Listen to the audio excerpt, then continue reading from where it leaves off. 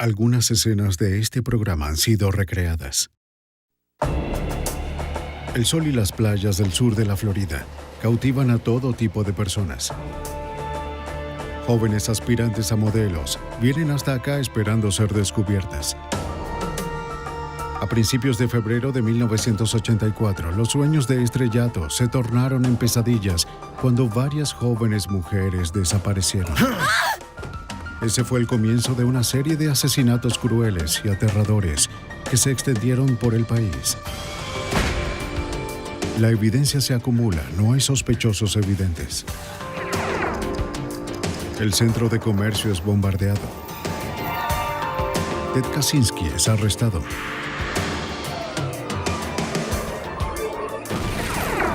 Fugitivo a un prófugo.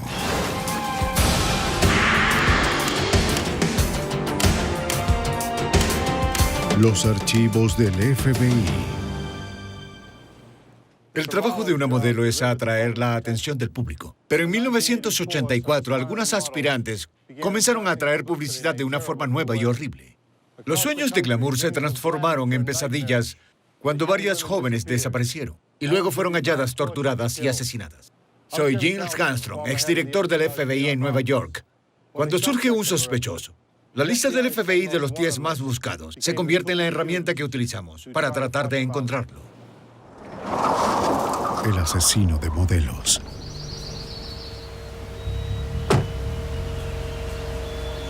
La prometedora vida de Beth Kenyon llegó a un final violento el 5 de marzo de 1984. La atractiva joven de 23 años soñaba con convertirse en una modelo. Incluso había llegado a ser finalista en el concurso de Miss Florida.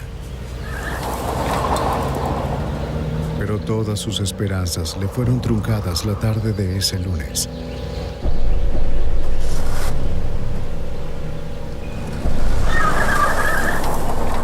Al día siguiente, los padres de Beth reportaron la desaparición a la policía de Miami. Tan solo la catalogaron como una persona desaparecida y explicaron que muchas chicas de su edad se alejan por varias razones sin avisar a sus padres. Siéntense, por favor. Pero los Kenyon sabían que su hija no era de las que se esfumaba luego de unos días de fiesta. Entonces contrataron al detective privado Ken Whitaker y a su hijo Ken Jr. para que investigaran. Los Kenyon le dijeron a los Whitaker que Beth trabajaba como maestra de niños con trastornos emocionales. Era una joven responsable y mantenía una relación estrecha con su familia. Sí, esto es muy extraño. Esto es... Temiendo que algo le hubiese sucedido a Beth, los Kenyon habían ido al apartamento de su hija en el condado de North Dade en busca de cualquier cosa que los ayudara a encontrarla. Pero solo encontraron una libreta de direcciones y un álbum de fotografías. Alguien con quien ella salía. Equipados con unas pocas fotografías de Beth y sus amigos, los investigadores se pusieron a trabajar. Padre e hijo lograron determinar con rapidez los últimos pasos de Beth Kenyon. Ken Whitaker Jr. habló con el empleado de una gasolinera cerca de la escuela donde Beth trabajaba. Ken le mostró varias fotografías al empleado. ¿Vio a esta persona hace un par de días?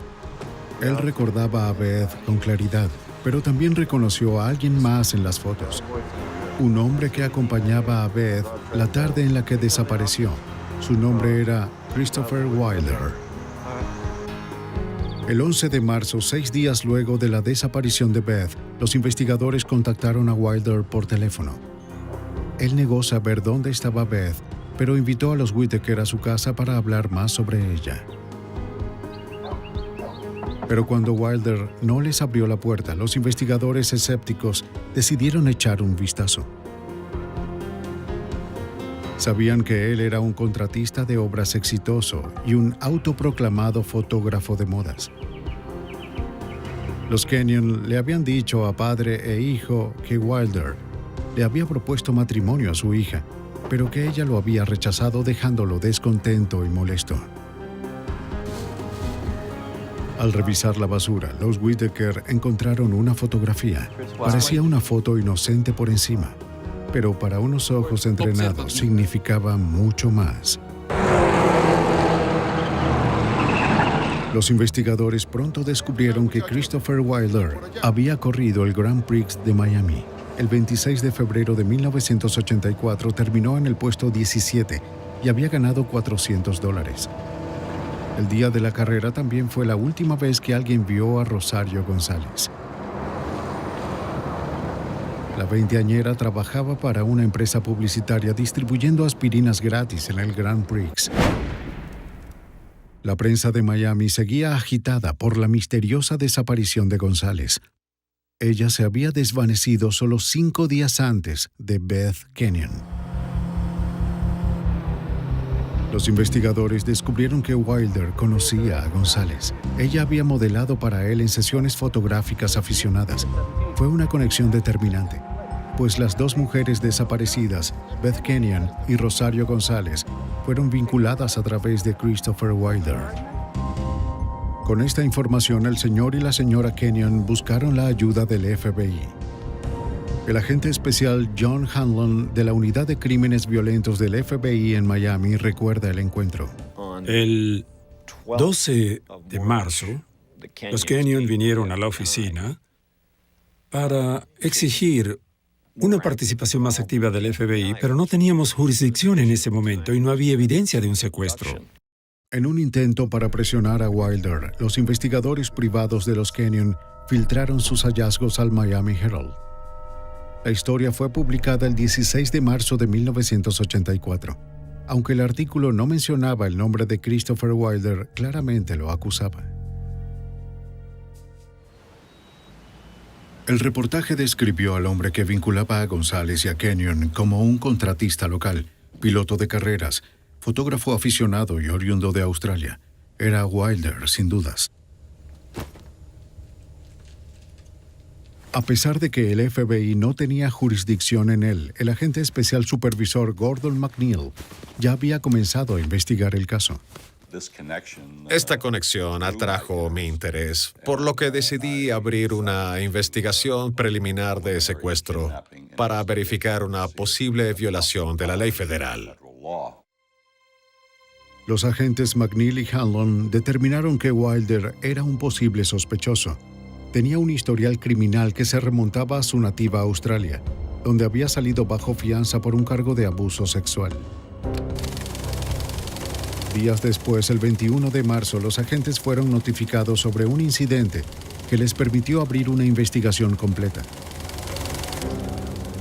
Una llamada telefónica a la oficina del FBI en Miami reportó que una mujer de Tallahassee, Florida, había sido secuestrada y llevada, pasando los límites del estado, hasta Georgia, donde había escapado.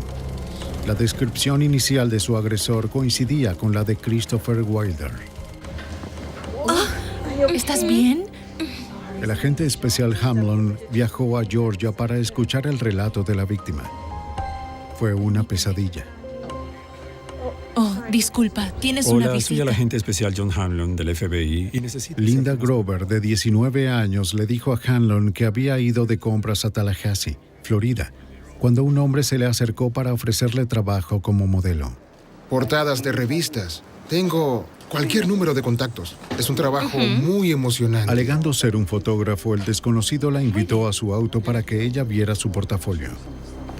Fue a media tarde en un lugar muy concurrido y Linda dijo que sintió que no había nada que temer. No. ¿Con una cara tan linda como la tuya? Cuando él le preguntó si había modelado alguna vez, ella dijo que no. Él la halagó con comentarios sobre lo hermosa que era y le prometió colocarla en la portada de Vogue. Pero Linda indicó que cuando ellos llegaron a su auto, el fotógrafo comenzó a cambiar su historia. Afirmó que había dejado su portafolio en su estudio y le pidió a Linda que lo acompañara hasta allá para buscarlo. Cuando ella titubeó, el hombre la atacó y la empujó dentro del auto. La golpeó detrás de su cabeza y todo se oscureció por completo. Él me golpeó. Cuando ella recobró la conciencia, estaba recorriendo un camino rural. Cuando su secuestrador vio que volvía en sí, detuvo el auto en un lugar apartado.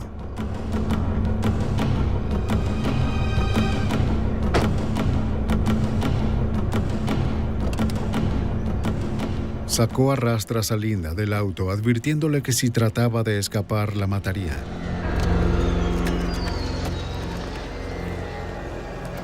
Aprisionó su cuello con sus manos y la estranguló hasta que perdió el sentido.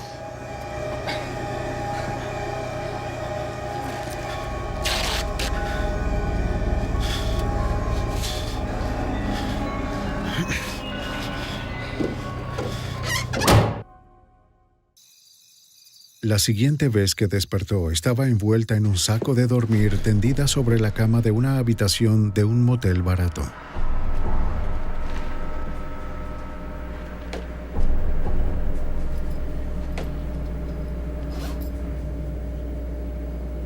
Una vez más la amenazó con asesinarla si trataba de escapar. No te muevas. La ató a la cama y cerró sus ojos con un pegamento muy fuerte. En las siguientes horas, el secuestrador violó, golpeó y torturó varias veces a Linda Grover. Cuando desobedecía sus órdenes, la aturdía con un cable que había convertido en un artefacto para electrocutar. El abuso fue tan intenso que Linda comprendió que estaría muerta antes de que alguien la encontrara. ¿Crees que podrías reconocer el auto? Logró soltarse. Oye, Y se encerró en el baño. ¡Ayúdeme! ¡Auxilio! Golpeó las paredes y gritó para pedir ayuda. ¡Por favor, ayúdenme! Detente. ¡Auxilio! Detente. ¡Auxilio! Detente. ¡Auxilio! Hey. ¡Alguien que me ayude! detente ahora. ¡Quiero salir! Detente. ¡Ayúdenme, por favor! Te lo advierto. El violador entró en pánico, tomó lo que pudo y huyó.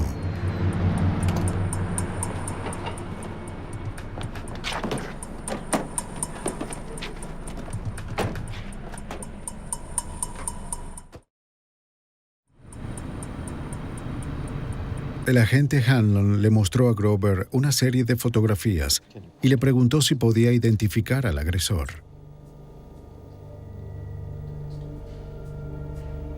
No tuve la menor duda al respecto.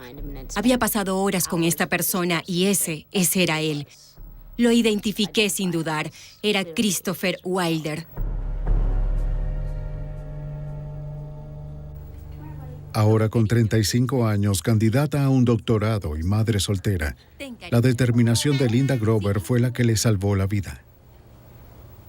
Eso también la convirtió en una testigo muy importante, dispuesta a arriesgarlo todo por el arresto de su agresor. Estuve en el hospital durante una semana, o algo así, y luego tuve que irme del país mientras él seguía fugitivo, porque les preocupaba mi seguridad personal y les preocupaba la seguridad de mi familia.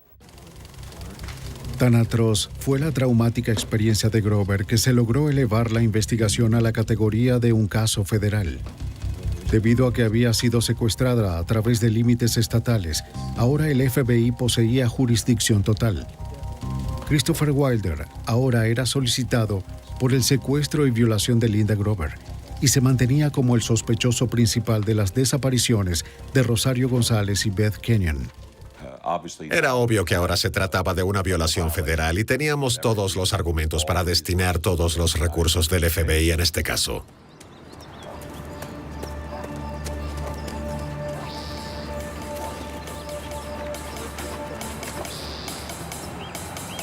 Sin saber exactamente dónde encontrar a Wilder, un equipo de agentes irrumpió en su casa de forma contundente. ¡FBI! ¡FBI!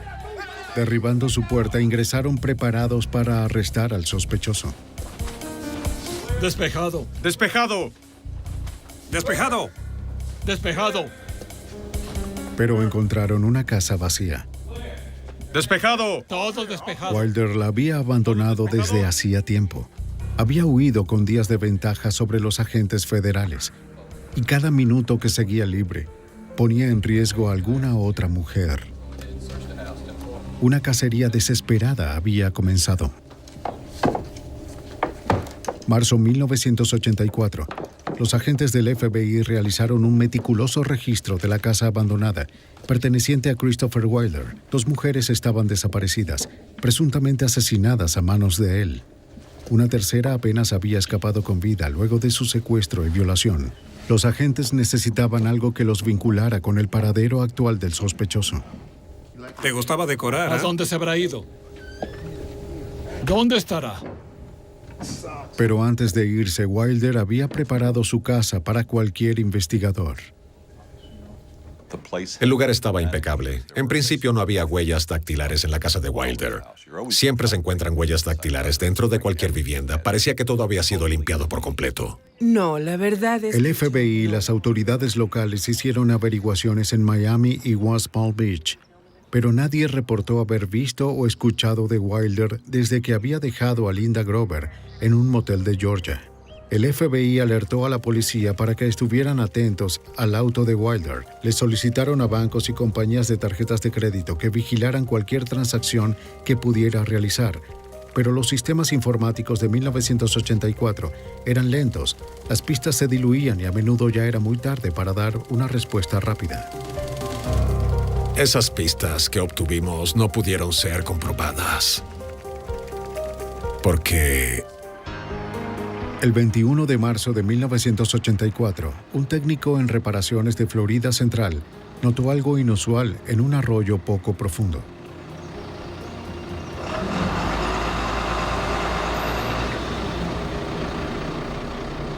Era el cuerpo apenas reconocible de una mujer joven. Luego fue identificada como Teresa Ferguson, de 21 años.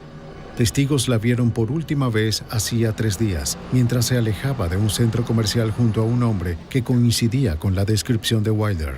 La autopsia mostró que había sido golpeada con una barra de hierro y estrangulada hasta su muerte. El perfil de la víctima y la brutalidad del crimen apuntaban a Wilder. Pero nada de esto lo vinculaba directamente.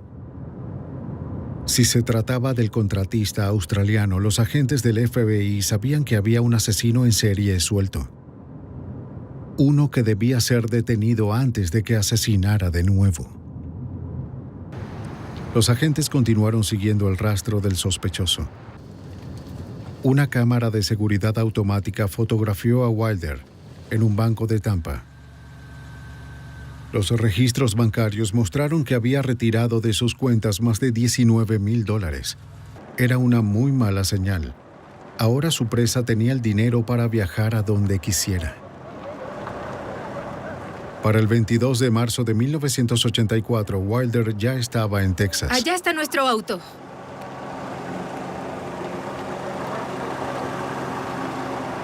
Testigos lo vieron acercarse a Terry Walden, de 23 años, en el estacionamiento de la Universidad Lamar, en Beaumont, Texas.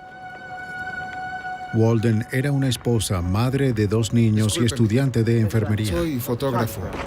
Lo observé mientras venía. Wilder le preguntó si quería modelar. Si quiere ganar dinero extra, debería... Pero Wilder no pudo seducir a Walden con su palabrería. Ella lo rechazó de forma amable.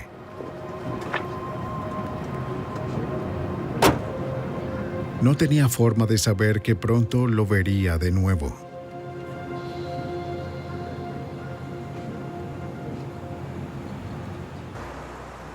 Mientras el FBI comenzaba su cacería a nivel nacional, testigos indicaron a los investigadores que Wilder se había quedado en Beaumont, Texas, un día más. Esta vez había regresado a territorio conocido para acechar a su próxima víctima. Ellos tienen esta a 7,99. Visitó el centro comercial local buscando a alguna joven para engañarla con sus sueños ¿Una glamorosos. película o tomarse fotografía de modas? No, gracias. No, escuchen, suéltame mi tarjeta. ¿Ves todo? Pero nadie sucumbió ante sus falsas promesas. Está bien. Está bien. Luego de haber sido rechazado varias veces, vio un rostro familiar. Era Terry Walden. Había ido a hacer algunas compras luego de dejar a su hija de 4 años en la guardería. ¿Podrías tomar mi tarjeta y considerarlo? De nuevo Terry rechazó a Wilder. No. Estoy seguro de que podrías... No, gracias. De acuerdo. Pero esta vez, él no aceptaría un no como respuesta. Mientras abandonaba el centro comercial, Wilder la siguió a su auto. A plena luz del día, en medio de un estacionamiento muy concurrido, Wilder atacó a Walden. La golpeó dejándola inconsciente y la introdujo en su Mercury Cougar.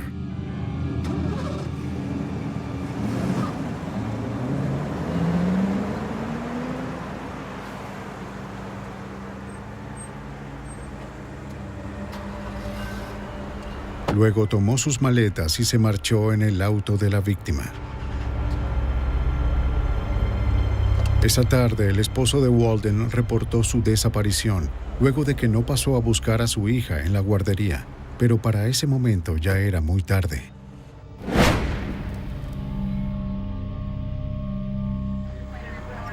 El cuerpo de Terry Walden fue encontrado días después flotando en un canal cerca de Beaumont, Texas.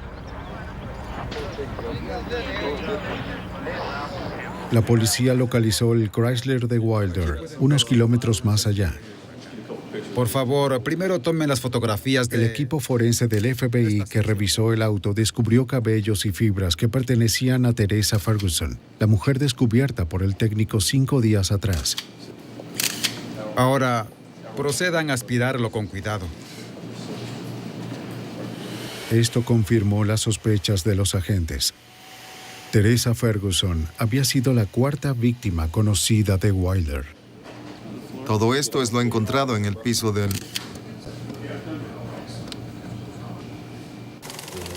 McNeil y Hanlon estimaron que el asesino les llevaba al menos 2 días de ventaja. Desde la oficina de Miami ordenaron publicar boletines a nivel nacional solicitando el auto robado a Terry Walden. Cada agencia policial estatal a lo largo del camino, cada oficial estatal de carreteras sabía cuál auto estábamos buscando. Pero por desgracia, a veces resulta increíble, pues decimos, bien, está conduciendo un auto morado, pero ¿cuántos autos morados hay allá afuera? Es increíble cuántos autos morados aparecen cuando buscas autos morados. Ese fue el problema. En el momento nunca supimos qué placa estaba usando ese vehículo particular.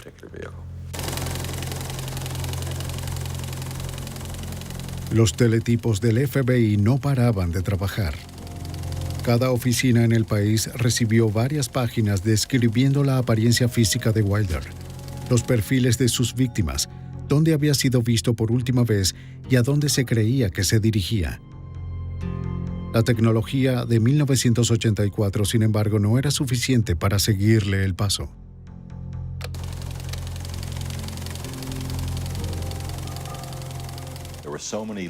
Había tantas pistas sobre Wilder recorriendo todo el país, y cada una de ellas llegando a todas las oficinas del FBI con información, que el sistema de teletipo del FBI fue respaldado por 48 horas, por cerca de 2 semanas, debido al volumen de información que iba y venía sobre Wilder. Esto dejó a la agencia una sola forma de rastrear a Wilder. Tendrían que seguir el macabro rastro de cadáveres que desechaba mientras huía. La siguiente víctima fue Susan Logan, de 21 años. Había sido vista por última vez en un centro comercial cerca de la ciudad de Oklahoma. Un pescador se topó con su cuerpo 2 días después de su desaparición. El lugar donde desapareció y la forma como había muerto indicaban una sola cosa, que había muerto a manos de Christopher Wilder. En este caso en particular, teníamos a un individuo que estaba secuestrando, violando, torturando y asesinando a una mujer cada día y medio. Así que existía una presión muy intensa, como era de suponer. Una tecnología lenta y un fugitivo veloz limitaban al FBI. Pero el 28 de marzo al fin tuvieron el golpe de suerte que estaban esperando. Wilder se registró en un motel en Rifle, Colorado, usando una tarjeta Visa robada. El FBI supo que él tenía la tarjeta y que la estaba usando, pero no habían podido rastrearla antes de Rifle. En esos días de 1984 no se contaba con la validación instantánea de tarjetas de crédito cuando llegabas a un hotel. Solo se corroboraban los montos que excedían los $100. En cada hotel en el que Wilder se quedó a lo largo de su ruta asesina, los cargos oscilaron entre los $50 y los $60. Quizás por puro aburrimiento, el empleado del motel decidió llamar y conformar la tarjeta de crédito esa noche, en vez de hacerlo por correo al día siguiente. En lugar de la aprobación, el empleado recibió un número telefónico para que llamara de inmediato. Una llamada muy tempranera movilizó la oficina del FBI en Denver, Colorado. Al fin, el FBI sabía dónde se encontraba el fugitivo. A tempranas horas de la mañana del 29 de marzo, 4 agentes llegaron a la habitación de Wilder, seguros de que habían acorralado al asesino. ¡FBI! ¡Orden de allanamiento! ¡Vayan! ¡FBI! No estaba allí. Con la misma rapidez con la que había respondido el FBI, Wilder los había evadido. Por alguna razón desconocida, el fugitivo había partido antes del amanecer. Era la mejor pista que la agencia había tenido y habían fallado. Una vez más, las frustradas fuerzas especiales no sabían dónde se encontraba el depredador. Temían que estuviera en uno de los muchos centros comerciales que había en un día en auto desde Rifle, Colorado. 29 de marzo de 1984. En solo 3 semanas, el contratista australiano Christopher Wilder había secuestrado a 4 mujeres y asesinado a 3 de ellas. Los agentes del FBI notaron un patrón en su campaña de violencia. El asesino se mantenía en dirección al oeste y había reducido sus cotos de caza a centros comerciales.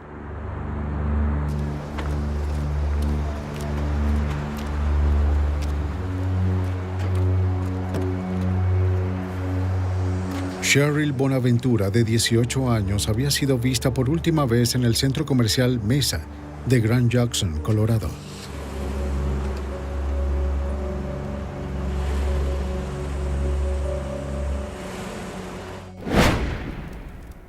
Más tarde, el FBI vincularía a Wilder con su muerte.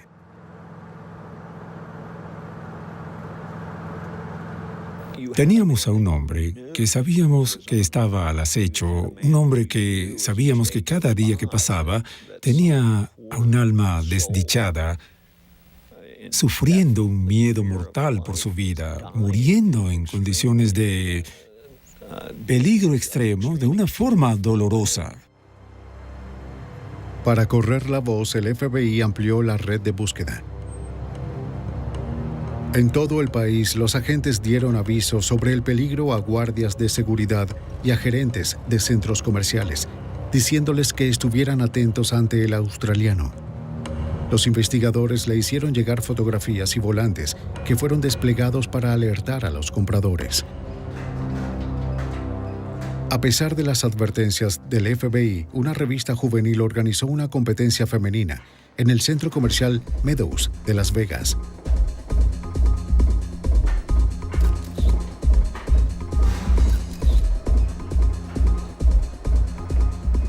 Wilder se presentó, armado con su cámara.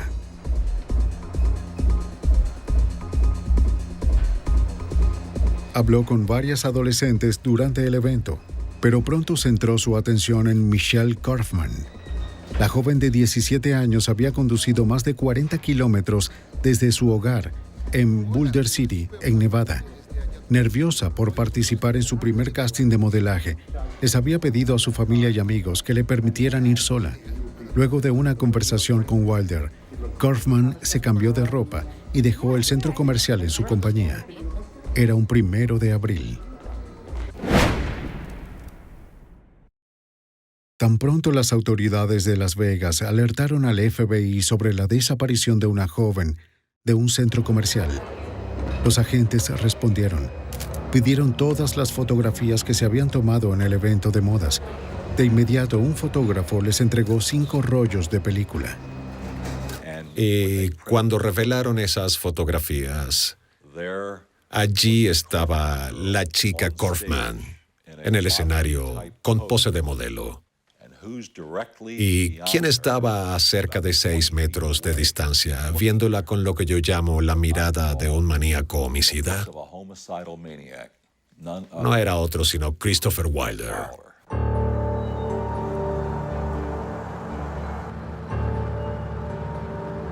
Tal como las demás, la joven Michelle Kaufman sufrió a manos de Wilder.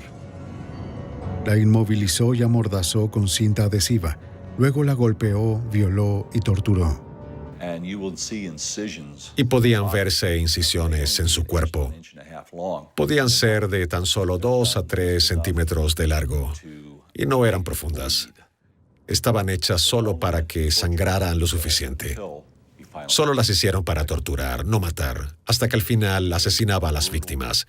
Era un sádico sexual despiadado. El 5 de abril, 4 días luego de la desaparición de Michelle Kaufman, el FBI ofreció una conferencia de prensa. Anunciaron la inclusión de Christopher Wilder en su conocida lista de los 10 fugitivos más buscados. Vaya, increíble, fue incluido. Pero fue bueno que lo incluyeran. Por más de 50 años, la lista ha ayudado a generar la publicidad necesaria para capturar a fugitivos violentos. Hola, Beth.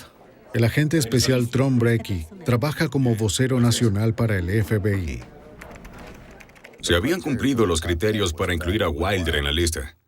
Representaba una amenaza para la sociedad, era en extremo peligroso, un individuo violento cuyos delitos eran escandalosos y había escapado del área donde pensábamos que él podía estar, por lo que era muy importante para nosotros transmitir el mensaje al público estadounidense y a los medios de comunicación de que él podía estar en cualquier parte de los Estados Unidos.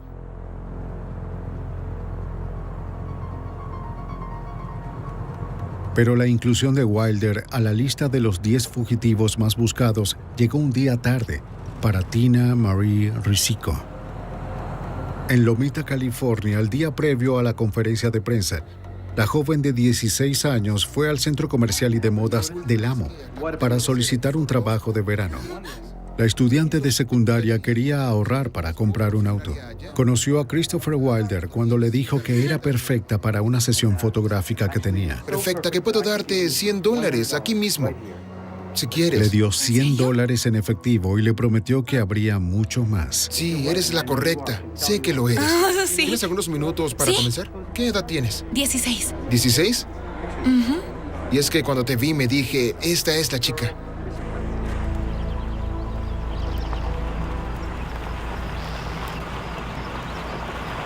Wilder llevó a Tina Marie a un parque cercano.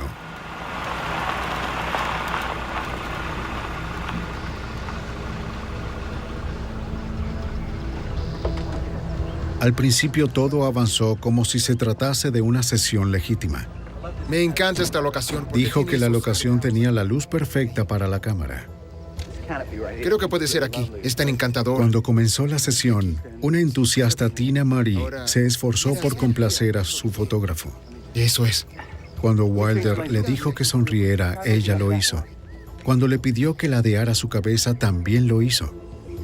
Y luego todo se arruinó. Ahora, entra al auto. ¿Está bien? Él apuntó a su cabeza una Magnum 357 y le dijo que se subiera al auto. ¡Rápido, rápido! La aterrorizada joven no tuvo otra opción sino obedecer.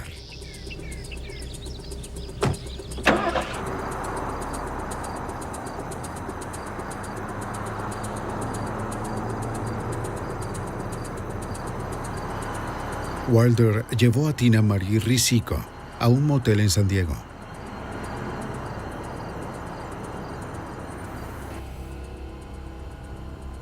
Allí, como a las otras, golpeó a su joven víctima, la ató a la cama y la violó varias veces.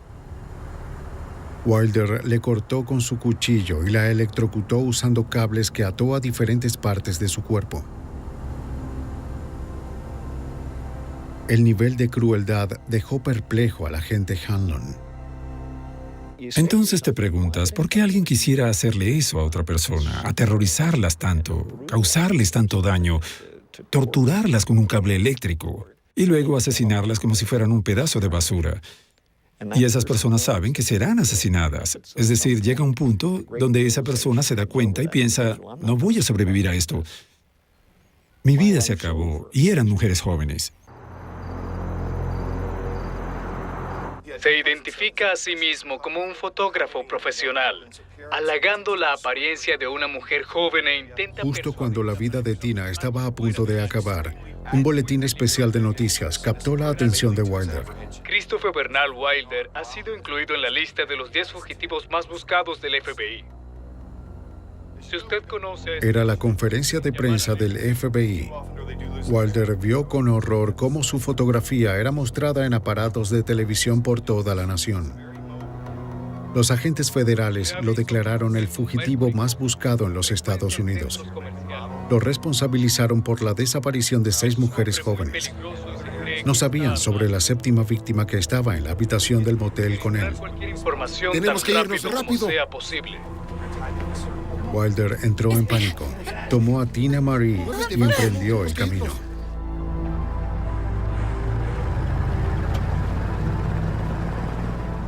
Pero ahora que encabezaba la lista de los 10 fugitivos más buscados, Wilder estaba en la portada de cada periódico y al frente de cada telediario en el país.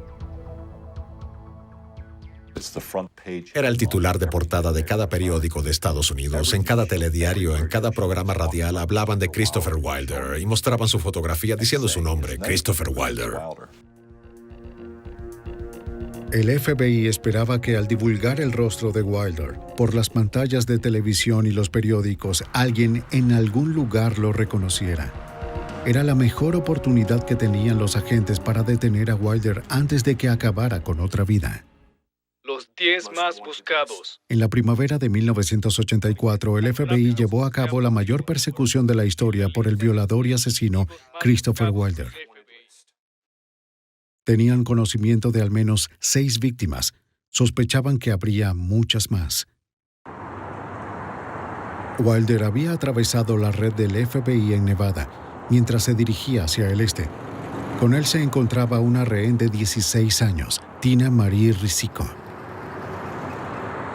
El 10 de abril de 1984, fuera de un centro comercial en Gary, Indiana, Christopher Wilder le dijo a Risico que la dejaría escapar bajo una condición. Tenía que ayudarlo a atrapar a su próxima víctima. Durante 6 días, la adolescente había sido violada, golpeada y aterrorizada.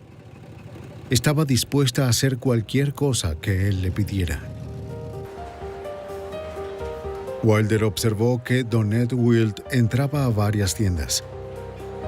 Supuso que estaba buscando trabajo en el centro comercial. Risico le dijo a Walnut que Wilder era el gerente de una tienda y quería que llenara una solicitud de empleo en su auto.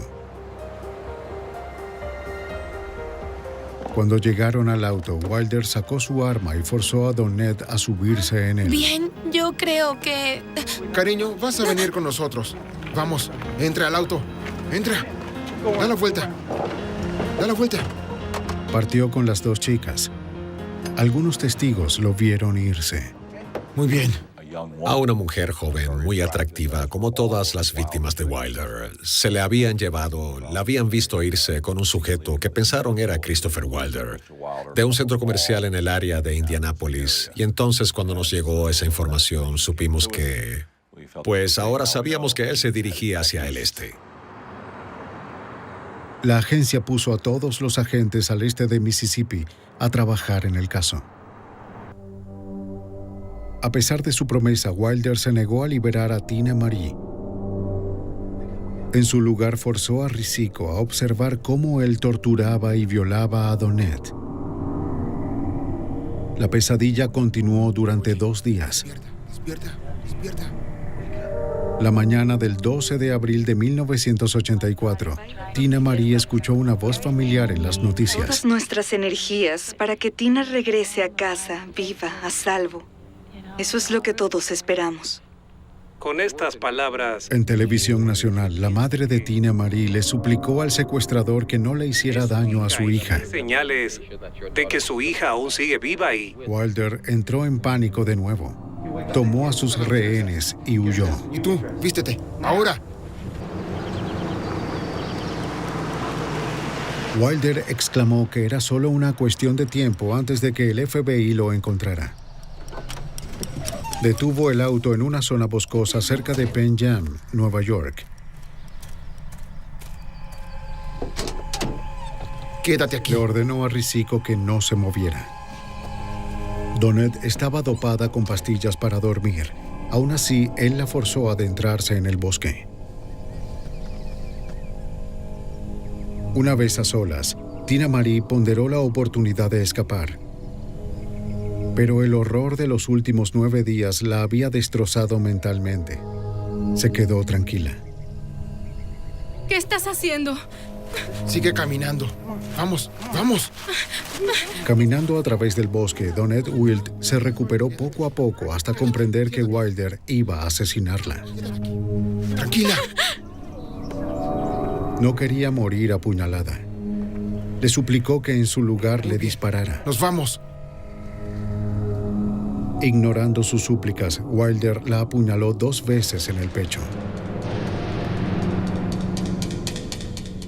Y la dejó allí para que muriera.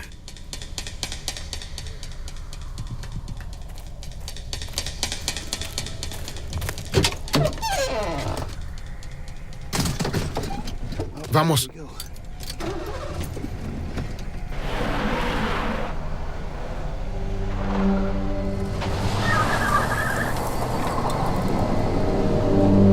En cuanto comenzó a conducir para marcharse, el temor de que Donette Wild podría seguir viva se apoderó de él.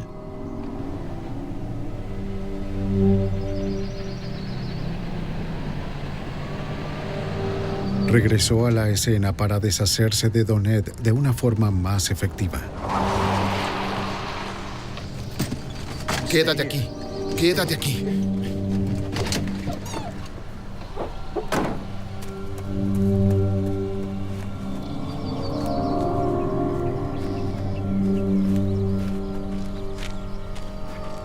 Cuando llegó, apenas pudo creer lo que veía.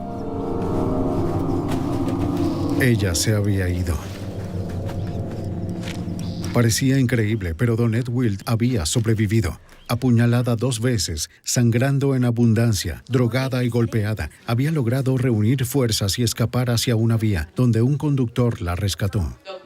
Vengo a hacerle algunas preguntas. Gracias. Gracias al testimonio de Wild, el FBI sabía que Wilder se dirigía al noreste, conduciendo aún el Mercury Cougar que le había robado a Terry Walden. Siempre en ese auto. Pero, ¿por cuánto tiempo? Mercury Cougar. Luego que regresó y descubrió que Donette ya no estaba allí, desde luego supo que tenía que hacer algo con ese vehículo. Necesitaba uno nuevo. Y se fue al oeste del estado de Nueva York. De nuevo se dirigió al centro comercial más cercano. Esta vez en Victor, Nueva York, donde vio un Pontiac Firebird dorado. Le dijo a Risiko que se encargara de conducir el Cougar y lo siguiera donde él fuera. Ahora. Él sometió a Beth Dodge, de 33 años. Apuntándola con un arma, la forzó a sentarse en el asiento de atrás de su Firebird. Una Tina Marie, destrozada a nivel emocional, solo hizo lo que se le ordenó. Wilder condujo una media hora hacia una zona aislada.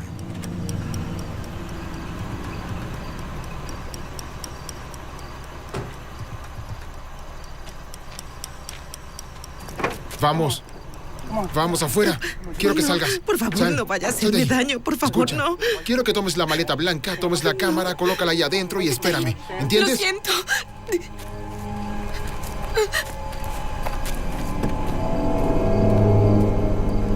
Obligó a Beth Dodge a ir hacia el bosque.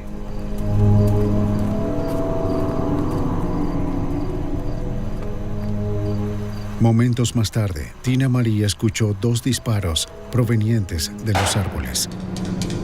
Dios mío. Esta vez no hubo violación ni tortura. Wilder había asesinado a Dodge tan solo por su auto. Pero tenía en mente un destino distinto para Tina Marie. A pesar del infierno que le había hecho pasar, él se había apegado a Tina Marie. Le dijo que no quería que estuviera cerca cuando llegara el fin. Llevó a Tina Marie Rizzico al aeropuerto de Boston y le dio dinero para un boleto hacia su hogar en Los Ángeles. Su sufrimiento había llegado a su fin. Una vez a salvo en casa, Tina Marie daría detalles a los agentes sobre la ola de asesinatos de Wilder. Ahora Wilder estaba solo, y los agentes no querían esperar hasta que otra víctima desapareciera para tener una pista sobre su paradero. Durante la búsqueda de Wilder, supimos que tenía amistades en Canadá y que había visitado ese país en amplitud. Así que sentimos que había una gran probabilidad de que se estuviese dirigiendo al este y luego al norte, hacia Canadá.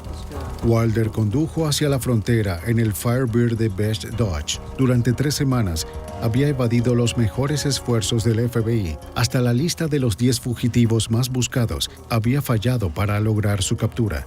Los agentes McNeil y Hamlin querían detener con urgencia al asesino antes de que atacara otra vez o de que escapara de su jurisdicción.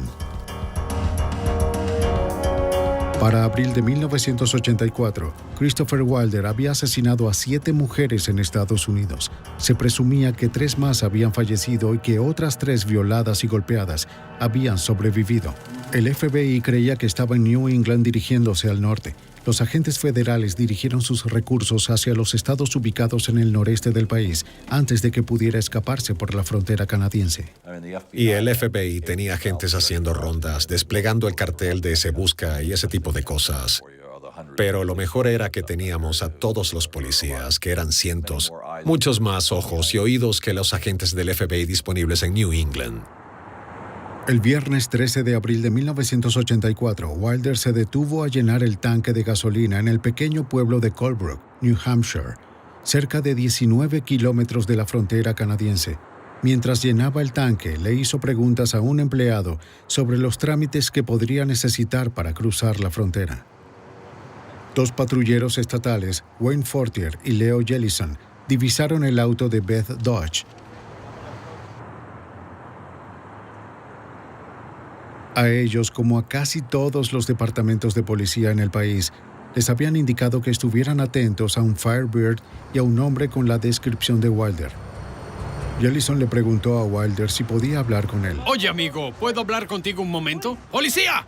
¡Aléjese del auto! Wilder corrió al Firebird y tomó su Magnum 357.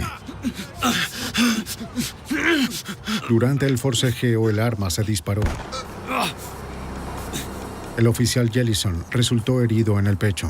Él viviría. Pero Christopher Wilder no. La bala que hirió al oficial Jellison primero atravesó a Wilder, perforó su corazón, matándolo de forma instantánea. El reinado de terror de Wilder había terminado con una 10ª muerte. La suya. Las autoridades recuperaron los cuerpos mutilados de Cheryl Bonaventura y Michelle Kaufman meses después. Pero las 2 mujeres que habían iniciado la investigación, Rosario González y Beth Kenyon, nunca fueron encontradas. El señor y la señora Kenyon fallecieron sin conocer el paradero de su hija. ¡Ven acá! Otras víctimas y sus allegados han luchado por recuperar sus vidas destrozadas. Ven, ¿te gusta? Linda Grover también aprendió una lección escalofriante. Creo que se debe puntualizar que estas personas no siempre son demonios y que no siempre tienen tatuajes, no siempre tienen cabello largo. Con frecuencia ellos son muy elocuentes y se esconden y pueden pasar sin problemas en la sala de tu casa bebiendo vino o brandy luego de la cena. La cruda verdad es que Christopher Wilder no es el único. Estuvo en la lista de los 10 fugitivos más buscados, pero cada año hay una docena de asesinos como él que nunca alcanzan la atención nacional. Acechan nuestros centros comerciales, nuestras escuelas e iglesias en busca de víctimas. Los sueños de fama y fortuna pueden oscurecerse con rapidez. Solo mediante la conciencia pública, la incansable vigilancia y las capacidades del FBI, esperamos mantener a estos depredadores a raya.